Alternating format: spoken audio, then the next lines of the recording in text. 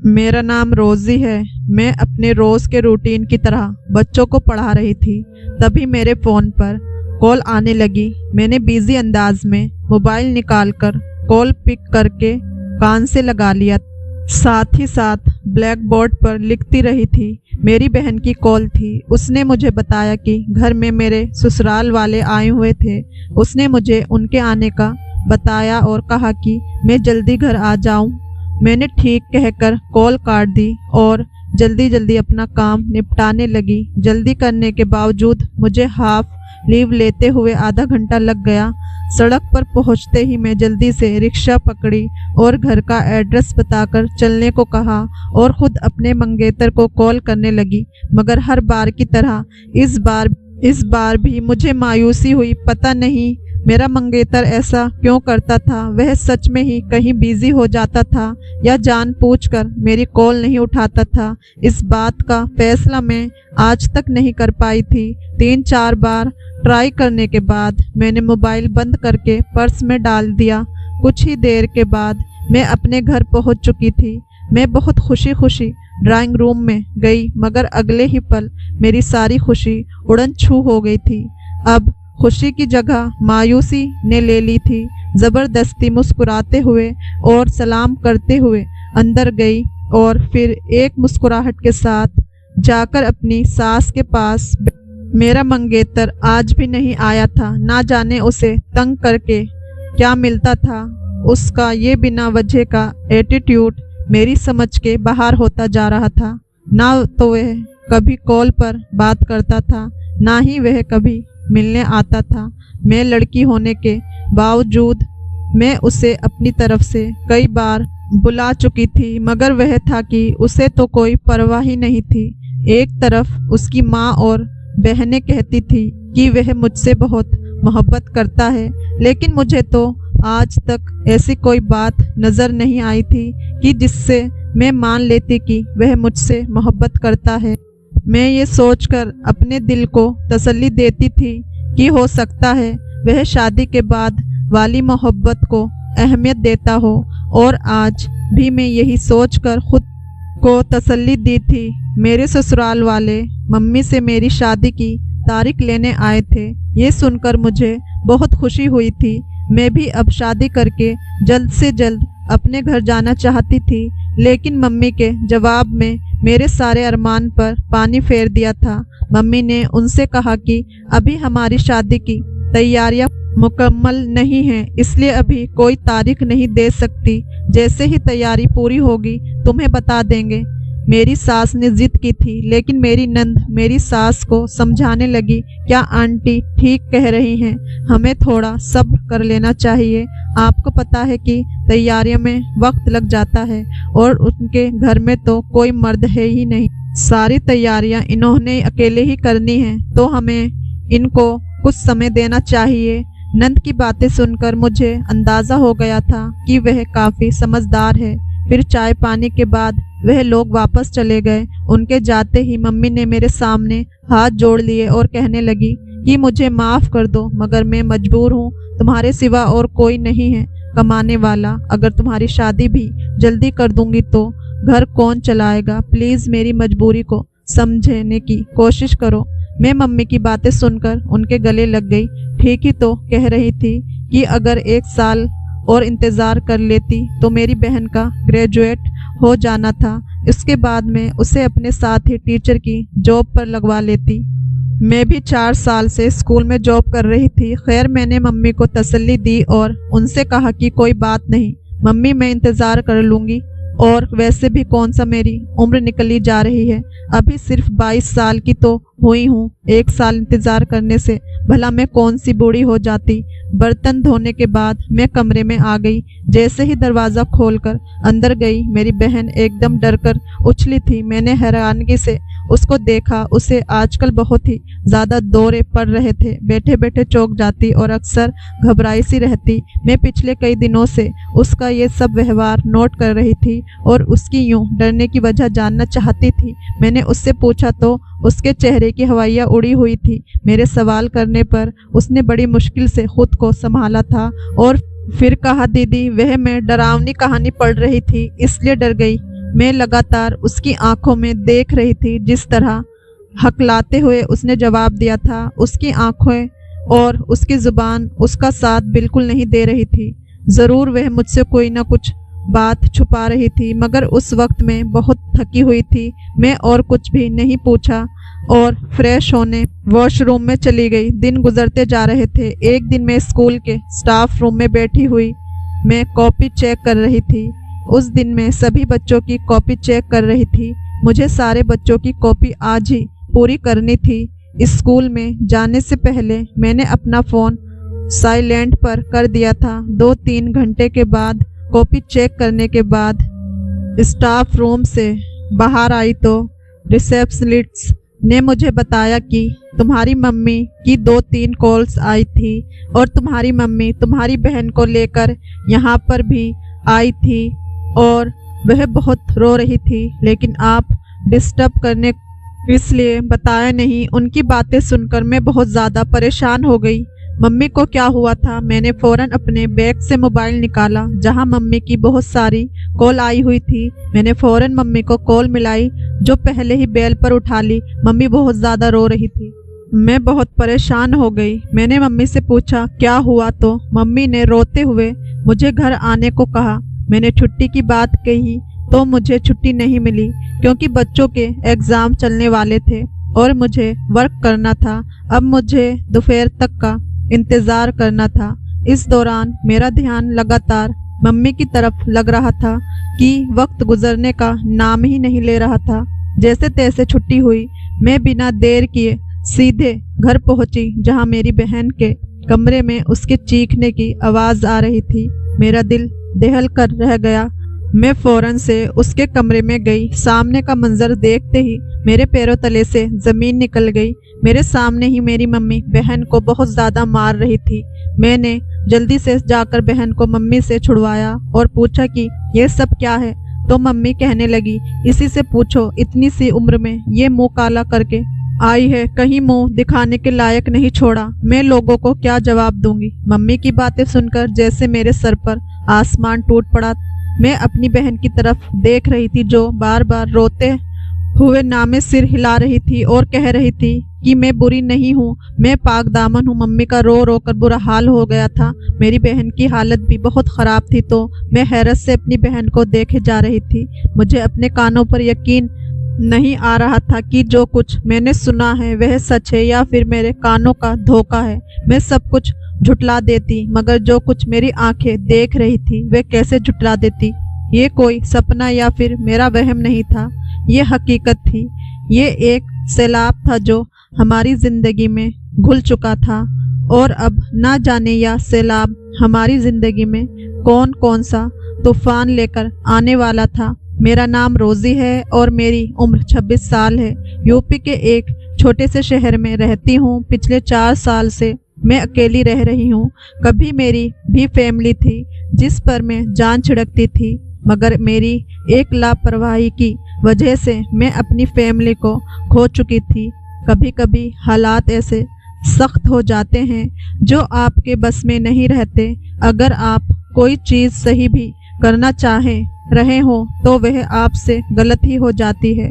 ऐसे में हालात आपके खिलाफ ही होते हैं और ऐसे में अपनों की बहुत ज़रूरत पड़ती है और हमें भी अपनों की ज़रूरत होती है। मगर ऐसी हालत में जब अपने ही साथ छोड़ जाएं तो फिर कोई गिला नहीं किया जा सकता। मेरी कहानी भी कुछ ऐसी ही है। मैं 4 साल की थी जब मम्मी पापा अलग हो गए। मम्मी किसी और को पसंद करती थी, लेकिन नाना ने ज़बरदस्ती उनकी शादी मेरे पापा से करवा दी थी। सभी का यही ख्याल था कि मम्मी शादी के बाद सब कुछ भूल जाएगी, मगर मम्मी कुछ भी नहीं भूली थी, बल्कि चोरी छुपे उनका ताल्लुक उनसे बरकरार रहा था। मेरे पैदा होने का भी मम्मी को कोई असर नहीं हुआ। मेरे पैदा होने के बाद भी वह मेरी देखभाल नहीं करती थी, बस मुझे एक जगह छोड़कर इधर उधर लगी रहती थी। उन्हें मेरे रोने या हंसने की कोई भी परवाह नहीं थी। वह तो शुक्र था कि मेरी चाची इस घर में मौजूद थी जो मुझे 1 मिनट के लिए भी रोता बर्दाश्त नहीं कर सकती थी और मुझे उठाकर अपने साथ ले जाती है। एक माँ की तरह मेरा ख्याल रखती। पापा मम्मी की सारी हरकतों को जानते थे। उन्हें कई बार मम्मी को समझाने की कोशिश की, मगर मम्मी ने पापा के साथ रहना ही नहीं चाहा, बस मौका ढूंढ रही थी। एक दिन उन्हें मौका मिल गया। उसी रात पापा किसी ज़रूरी काम से फंस गए और थोड़ी देर से घर वापस आए। तब मम्मी पापा के सामने खड़ी हो गई और चिल्लाकर पापा के ऊपर इल्ज़ाम लगाने लगी। पापा ने खुद पर बहुत कंट्रोल किया, मगर शायद अब समय ख़त्म हो चुका था। पापा की सारी बर्दाश्त अब जवाब दे गई थी। तभी पापा ने खड़े खड़े अब मम्मी को तलाक दे दी थी। मम्मी तो जैसे पहले से ही तैयार खड़ी थी। उन्हें अपना सामान पैक किया, उठाया और एकदम घर से चली गई। उनके इस फैसले से वह दोनों तो बहुत सुकून में आ गए थे, मगर वे नहीं जानते थे कि उनका यह फैसला मेरी ज़िंदगी पर कितना बुरा असर डालेगा। मेरी सारी जिम्मेदारी चाची पर आ गई थी, जिसकी वजह से चाची की अपनी जिंदगी डिस्टर्ब हो रही थी। 3 साल के बाद पापा ने एक तलाकशुदा औरत से दूसरी शादी कर ली थी, जिसके पति ने शादी के 6 महीने बाद ही उसे तलाक दे दी थी। शुरू में उनके पास जाने से मुझे बहुत डर लगता था, क्योंकि मैंने स्कूल में जो स्टेप मदर के बारे में जो कुछ सुना था वह सब अच्छा नहीं था। मगर वह औरत बहुत समझदार और सुलझी हुई औरत थी। कुछ दिनों में उसने मेरे दिल में अपनी जगह बना ली थी और मैं उसे मम्मी बुलाने लगी थी। मेरी और मम्मी की अच्छी खासी बॉन्डिंग हो गई थी। चाचा अब शहर के बाहर रहते थे। उन्होंने चाची और चाचा को भी अपने पास बुला लिया था। अब घर में सिर्फ मैं, मम्मी और पापा रहते थे। अगले साल ही मेरी छोटी बहन हुई थी। उसके आने से जैसे हमारी ज़िंदगी पूरी सी हो गई थी। सब कुछ हंसी खुशी गुजर रहा था। एक दिन हमारी ज़िंदगी में तूफान आया जो हमारा सब कुछ बहाकर ले गया। उस वक्त मेरी छोटी बहन सिर्फ 2 साल की थी और मैं 10 साल की थी जब पापा को हार्ट अटैक हो गया। पापा मौके पर ही मर गए थे और हमारी ज़िंदगी को वीरान कर गए थे। सभी मेरी मम्मी को मनहूस और बुरा काम वाली कह रहे थे, जो पहले अपनी एक शादी ना निभा सकी और अब दूसरी शादी में अपने पति को ही खा गई। अब लोगों ने जीना मुश्किल कर दिया था। ऊपर से चाचा से भी कोई बात नहीं हो रही थी। आखिर मजबूरन मम्मी को वह घर बेचना पड़ा और हम लोग वहां से गांव चले गए। घर के पैसों से मम्मी ने छोटा सा मकान खरीद लिया था और बाकी पैसे अकाउंट में सेविंग के तौर पर डलवा दिए थे। मेरा एडमिशन यहीं के एक स्कूल में करवा दिया गया था। सेविंग से हमारा अच्छा खासा गुजारा हो रहा था। सेविंग की गई पैसों से सिर्फ 9 साल ही गुजरे थे। मम्मी को शायद अंदाज़ा था कि यह पैसे उतने ही चल पाएंगे, तभी वह 7-7 लोगों के कपड़ों पर कढ़ाई करने लगी थी। मगर कढ़ाई के पैसों से कहाँ घर चलते हैं। मैं मम्मी को यूं मजबूर देखती तो मुझे बहुत बुरा लगता। मैंने इंग्लिश में ग्रेजुएशन की और एक स्कूल में नौकरी की। मैं टीचिंग जॉब करने लगी।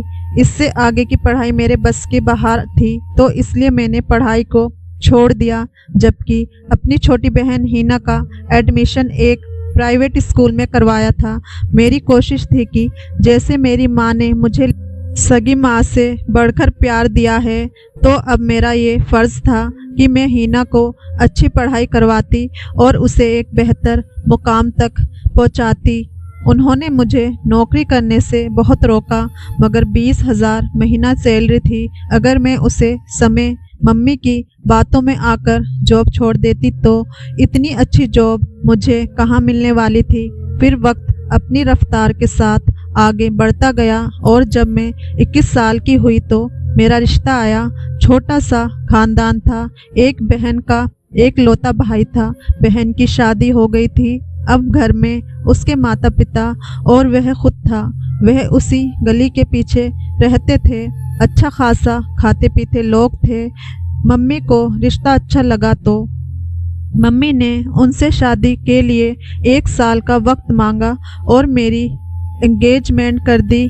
मेरा मंगेतर एंगेजमेंट में सिर्फ 10 मिनट के लिए आया था। फिर किसी ज़रूरी काम का कहकर चला गया था। मेरी नंद के ज़रिए हमारे नंबर भी एक्सचेंज हो गए थे, मगर मेरे मंगेतर ने मुझे खुद से कभी कॉल नहीं की। शुरू में मुझे ये बात ज़्यादा महसूस नहीं हुई थी, लेकिन अब मुझे मेरे मंगेतर का इग्नोर करना मुझे बहुत बुरा लगता था, मगर मैं बर्दाश्त कर जाती और कर भी क्या सकती थी। उन लोगों को दिया गया वक्त पूरा हो चुका था। वह लोग शादी की तारीख रखने आए थे और मम्मी ने कुछ समय और मांग लिया। इस पर मेरे मंगेतर ने कोई भी रिएक्ट नहीं किया था। मेरी बहन अब 9th क्लास में थी और 13 साल की थी। मैं और मम्मी उसका बहुत ख्याल रखती थी, उसकी हर ख्वाहिश को पूरा करती हैं। हमने उसे कभी भी किसी चीज़ की कमी महसूस नहीं होने दी। वह बहुत लाडली थी, मगर मैंने जो आज खबर सुनी थी, मुझे समझ में नहीं आ रहा था कि क्या रिएक्ट करूं। न जाने हमारी परवरिश में कहाँ कमी हो गई थी, हमसे कहाँ भूल हो गई थी जो उसने इतना बड़ा कदम उठा लिया। मम्मी ने मुझ पर जो धमाका किया था, बहुत देर तक मैं अपने होश में नहीं रही थी। मम्मी ने कहा कि जब हिना स्कूल से वापस आई तो उसकी तबीयत बहुत ख़राब थी, उसे चक्कर आ रहे थे, साथ में उसके पेट में भी दर्द था। तभी मम्मी ने मुझे कॉल की, लेकिन मैंने कॉल नहीं उठाया, तो मम्मी उसे लेकर अस्पताल गई। उसकी हालत देखकर डॉक्टर को कुछ शक हुआ तो उसने कुछ टेस्ट किए। टेस्ट की रिपोर्ट पॉजिटिव निकली तो डॉक्टर का शक सच में बदल गया। उसकी रिपोर्ट चीख कर मेरी 13 साल की बहन की मां बनने की खबर सुना रही थी। मैंने बहुत मुश्किल से खुद पर कंट्रोल किया और अपनी बहन की तरफ गई ताकि उससे पूछ सकूं उसने ये हरकत क्यों की। उसने अपने किरदार पर इतना बड़ा दाग लगवा लिया और अभी मेरा सवाल मुंह में ही था जब वह अपनी जगह से एक झटके में उठी और रोते हुए कहने लगी कि मैं बेकसूर हूँ, मैं पाक दामन हूँ। ये कहते ही वह भाग गई और दूसरे कमरे में चली गई। उसने कमरे को अंदर से बंद कर दिया।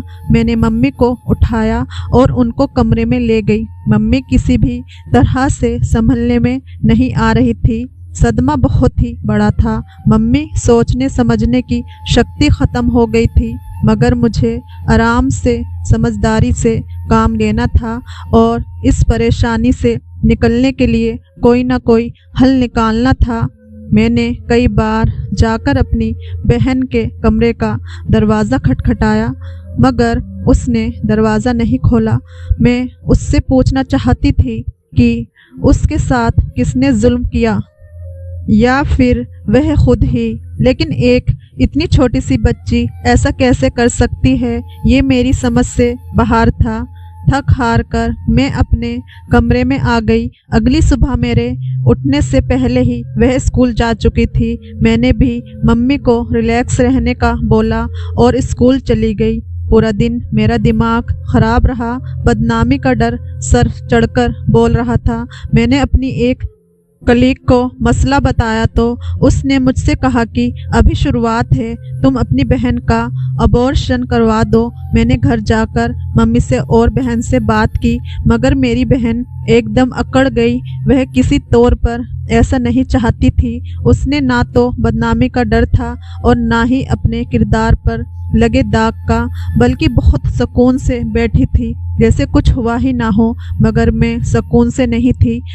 अगर मेरे ससुराल वालों को इस चीज़ की भनक भी पड़ जाती तो वह रिश्ता ख़त्म करने के लिए 1 सेकंड भी देरी ना लगाते। मुझे कुछ भी करके इस झंझट को ख़त्म करना था, क्योंकि यह सिवाय हमारे लिए बदनामी के कुछ ना था। जितना इस मामले को बढ़ाया जाता उतना ही हमारे लिए मुश्किल पैदा होती, क्योंकि मेरी बहन की तबीयत गिरती जा रही थी। उसकी बदलती पीली रंगत किसी को भी शक में डाल सकती थी। इसलिए मम्मी ने उसका स्कूल छुड़वा दिया। वह पूरी तरीके से कमरे में बंद होकर रह गई।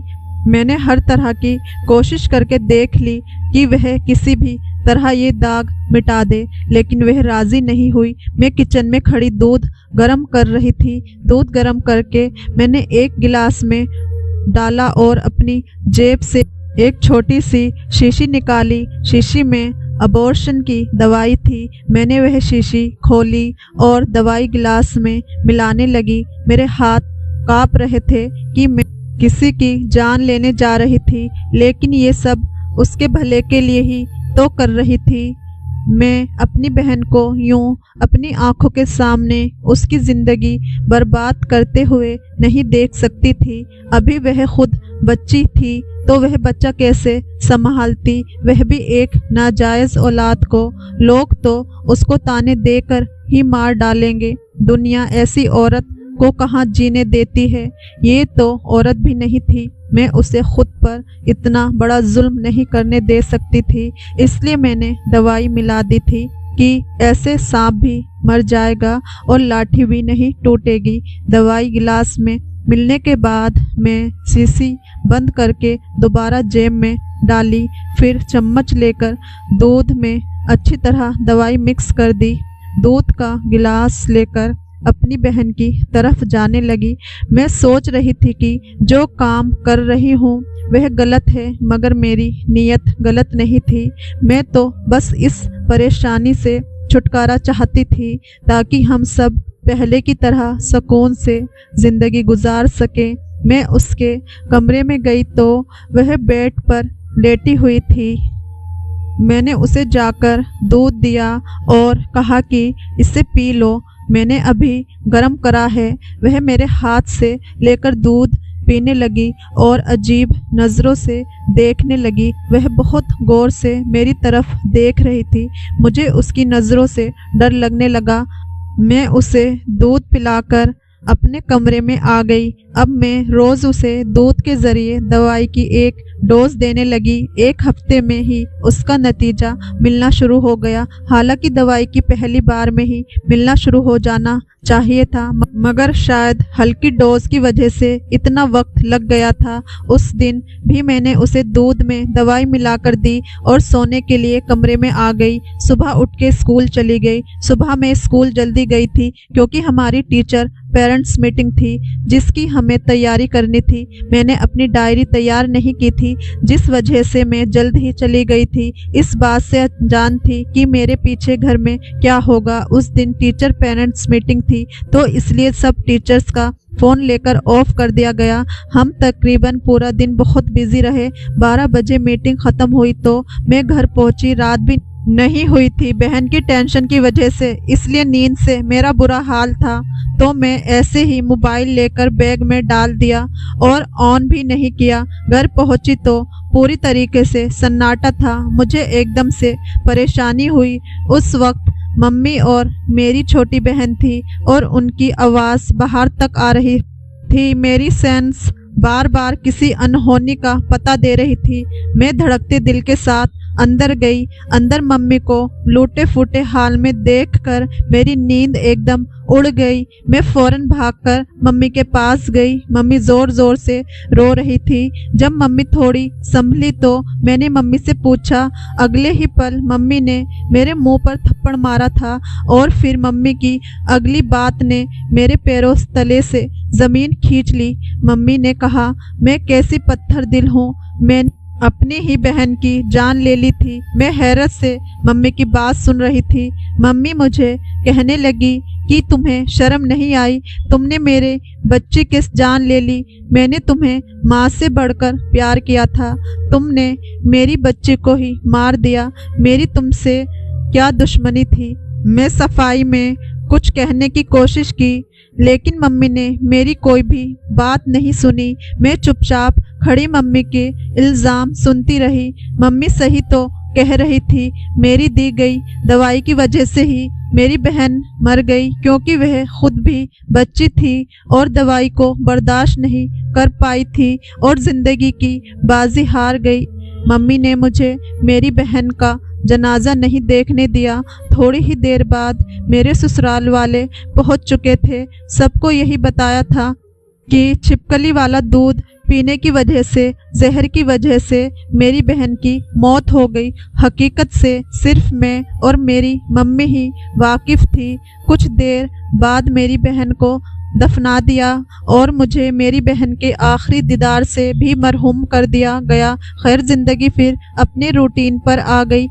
इस बीच मैंने मम्मी को मनाने की पूरी कोशिश की। दिन रात मेरी बहन मेरे सपनों में आती थी और मुझे अपनी जान का हिसाब मांगती थी। शुरू में मैं अपना वहम समझकर भूल गई, मगर अब मुझे सच में ख्वाब आने लगे तो मैंने फैसला किया थोड़े दिन के लिए यहाँ से दूर चली जाती हूँ। जगह की चेंजिंग से मम्मी भी अपने आप को थोड़ी सही महसूस करेगी। मैं उन सपनों की वजह से एक पल भी नहीं सो पाती थी। जाग कर मेरी तबीयत खराब हो गई थी। हो सकता था कि जगह की चेंजिंग से सेहत पर अच्छा असर पड़ता। इसी सिलसिले में मुझे छुट्टियां लेने स्कूल जाना था, इसलिए मैंने घर का ताला लगाया। मम्मी कहीं बाहर गई हुई थी तो इसलिए मैंने ताला लगाकर चाबी बराबर वाली आंटी को दे दी कि जब मम्मी आए तो उन्हें इंतज़ार करना पड़ेगा। जैसे ही मैं स्कूल पहुंची तो प्रिंसिपल ने कहा कि थोड़ी देर के लिए साथ आ जाओ, बच्चों के सिलसिले में कोई बात करनी है। ये सुनते ही प्रिंसिपल के साथ उनके रूम में चली गई। फिर वहाँ मुझे अपनी तबीयत थोड़ी ठीक नहीं लगी तो मैं खुद को दिखाने के लिए अस्पताल आ गई। जब मैं अस्पताल पहुंची तो मैंने देखा कि वहाँ पर बेड पर पड़ी कम उम्र लड़की कोई और नहीं बल्कि मेरी बहन थी जो दर्द कर रही थी। मैंने खुद को गिरने से बचने के लिए बेड का सहारा लिया था। मेरी मम्मी डॉक्टर के सामने हाथ जोड़ कर मेरी बहन को बचाने के लिए दरख्वास्त कर रही थी। मैं पीछे थी इसलिए वह मुझे नहीं देख सकी। मम्मी को लेबर रूम से बाहर निकालकर डॉक्टर ने चेकअप शुरू किया और फौरन ही बहन को ऑपरेशन थिएटर में ले गए। 1 घंटे ऑपरेशन के बाद मेरी बहन से निकलने वाला मेरे हाथ में था। वह कोई बच्चा नहीं था बल्कि रसौली का गुच्छा था जिसने मेरी बहन का पेट फुला बड़ा कर दिया था। डॉक्टर ने कहा कि ये बच्ची एक बार मेरे पास आई थी, तब भी मुझे इस पर रसौली का शक था। मैंने इसके टेस्ट भी किए थे और इसकी रिपोर्ट रखकर इमरजेंसी केस में चली गई। वापस आई तो इसकी माँ गलती से इसकी जगह किसी और की रिपोर्ट ले गई और गलत प्रेगनेंसी की रिपोर्ट थी।